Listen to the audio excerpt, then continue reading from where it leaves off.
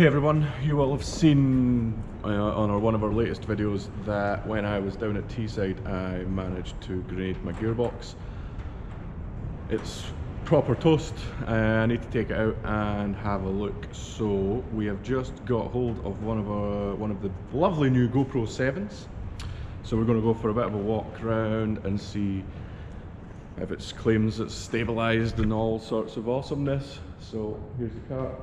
Going to get it up on the ramp and inspect what I need to do in order to get the box off. It's been a long time since I've taken the box out of this thing. Jeek would have been the last person to do it, so let's see if he's gifed anything and hidden it from me. So yeah, let's go.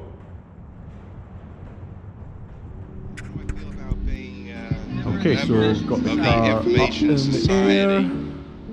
So have a look what we need to do. So we need to split the exhaust here, get lambda wiring up and out of the way, prop off. Oh, definitely something that I nearly always forget is to take my gear shifter off. It might actually be easy enough just to take that C-clip off and slide the shaft out rather than take my whole Cooler Works shifter out, which would be nice.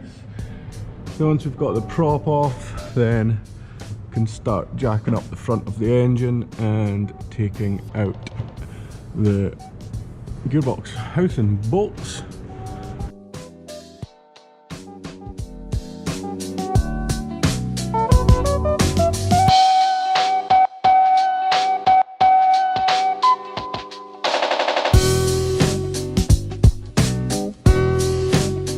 So luckily for me, when Yanks built this car, he V-banded everything. Whoever built this exhaust, thank you for V-banding everything. So it means hopefully I won't have to take the rear section off, split the center section there, I blast these 316s off, take the gearbox mount off, and then we should be able to start.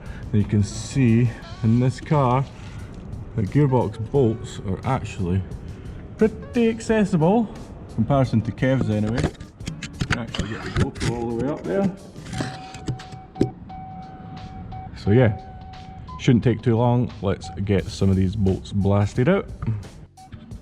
Okay, so the prop is off, and I've just cable tied it up here out of the way to try stop myself from rattling my head off it every time I move back and forward. So far so good. Everything's come off relatively easily. Just need to get rid of all this cabling now, all these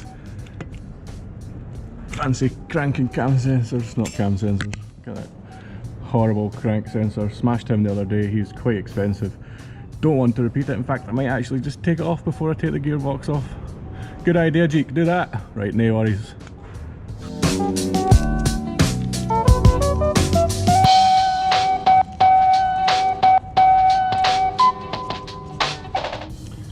There we go, this little guy, well over 100 quid from BM, so we want to take care of him.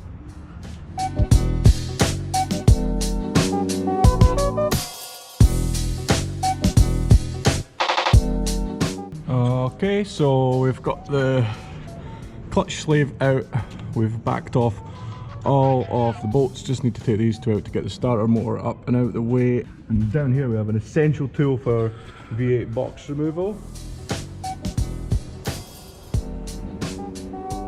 Oh yes, the longest extension bar snap-on mate makes this a lot easier.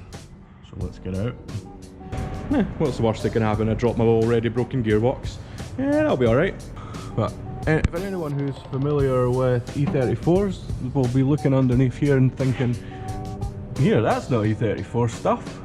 You would be right, this is all S14 stuff. Geek Tech arms, Super Clarky hubs, S14 rack.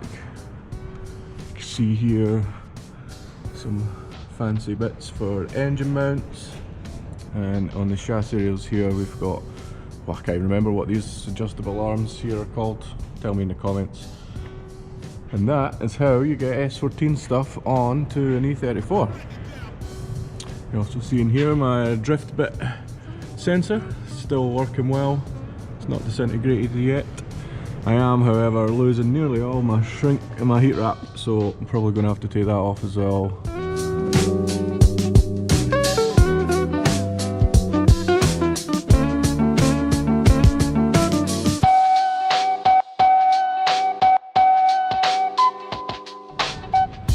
So gearbox is out. That all came off really successfully, to be honest. Clutch and flywheel, we'll get that whipped off and have a look. Check, probably due a clutch refresh. Flywheel, not really sure what it should look like. I don't think that's quite what it should look like. This thing's been machined to within an inch of its life, I think is what CG Motorsport told us last time. And the clutch, again, the actual clutch plate itself doesn't look too bad. However, the friction plate looks like it has hundreds and hundreds of little tiny micro cracks. Don't know if you can see them. Yeah, I think you can see them there. So probably time for a new clutch and flywheel. This has got the gearbox out anyway. Don't really like having to take it out, so probably better just to deal with it. Well, we've got this out, we'll redo all this exhaust heat wrap. This side is all toast. It's my clutch line cover, which is still doing a good job, to be fair. Now the gearbox itself, happy to see that it does have a detachable bell housing. So the rumours are that this bell housing will bolt up to a 530D gearbox, which would be nice because you can hear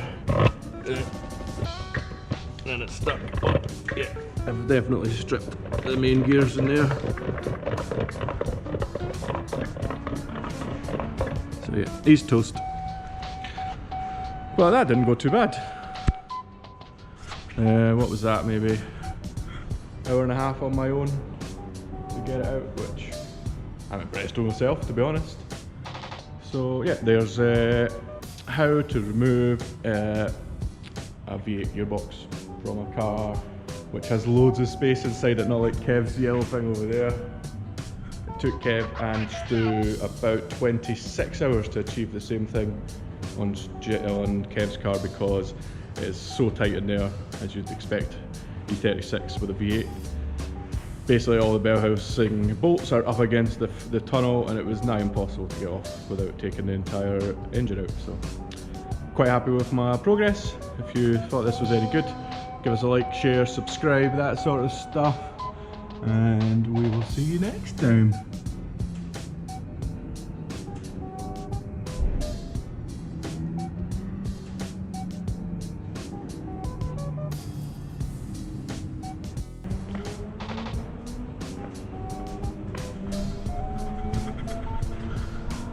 Says it's gyroed. Come on, gyro, it'll test for you.